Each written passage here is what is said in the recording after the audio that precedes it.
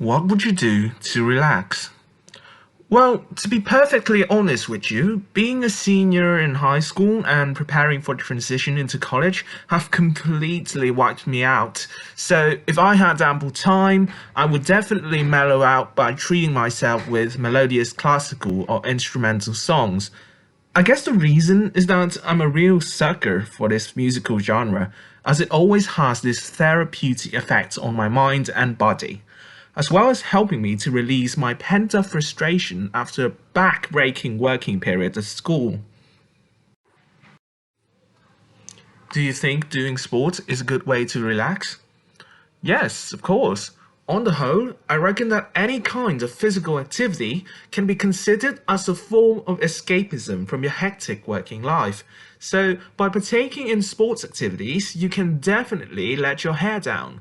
On top of that, being physically active can maintain and strengthen your cardiovascular health, as well as preventing many life threatening medical conditions such as strokes, obesity, and high blood pressure, to name but a few. Do you think vacation is a good time for you to relax? Well, yes, in general, I believe that taking the time to dabble in a weekend jaunt to virtually anywhere of your liking can serve as a great outlet for your daily stresses and concerns.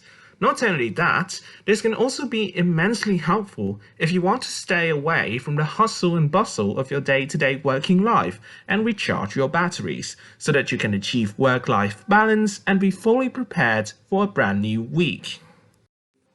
Do you think students need more relaxing time? Well, if you ask me, I would say that students deserve to have more time on their hands to blow off steam.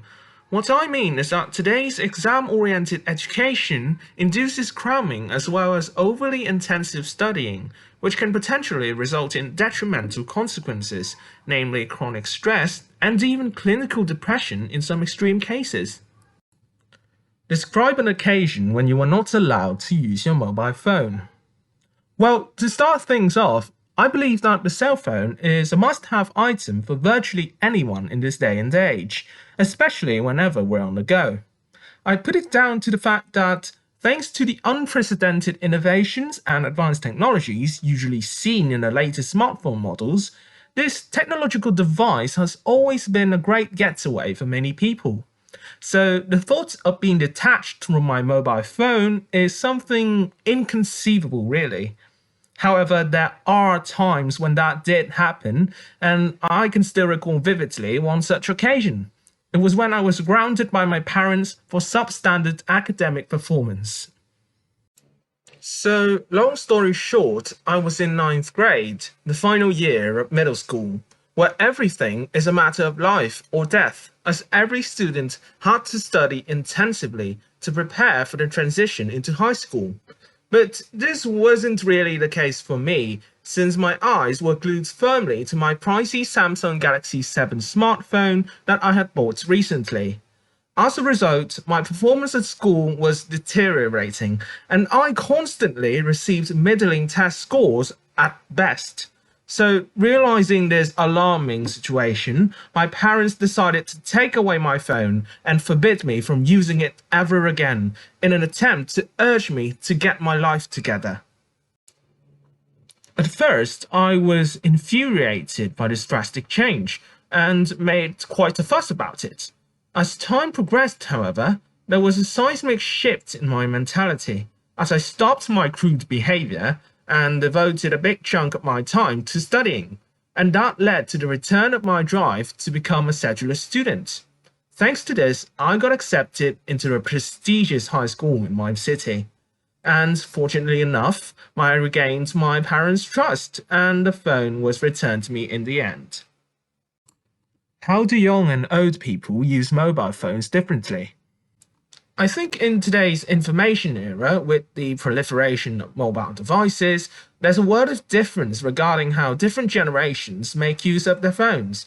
On the one hand, the elderly would rather opt for minimalist phones with no built-in smart functions whatsoever, because they often only need a phone to communicate via texting or calling.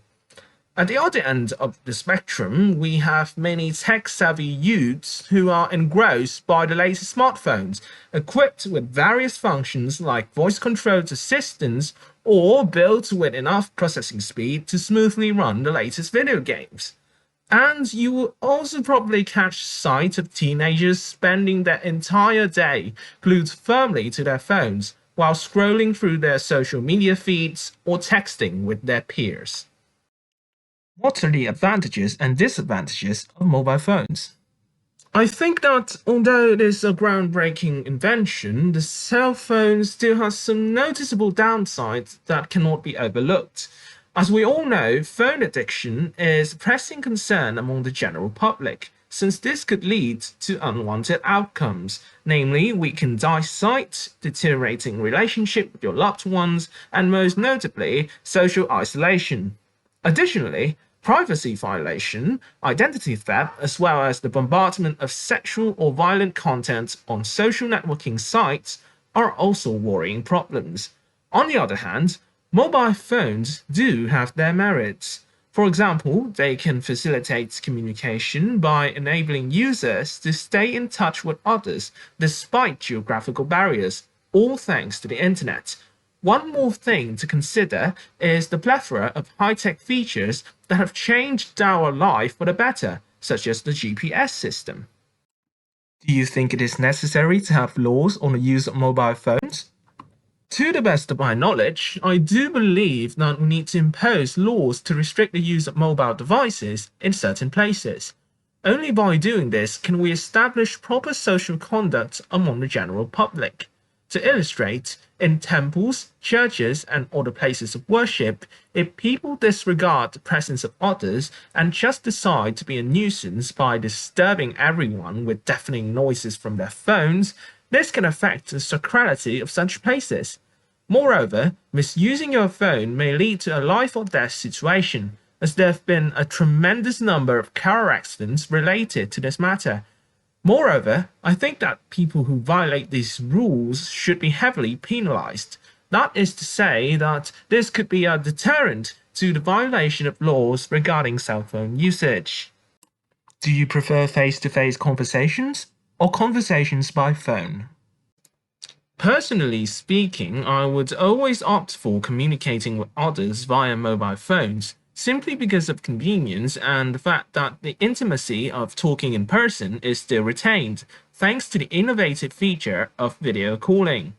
Moreover, amidst the COVID pandemic, it is really in your best interest to keep yourself secluded in your own home to prevent yourself from contracting the virus, thereby protecting your friends, your loved ones, and your community as a whole.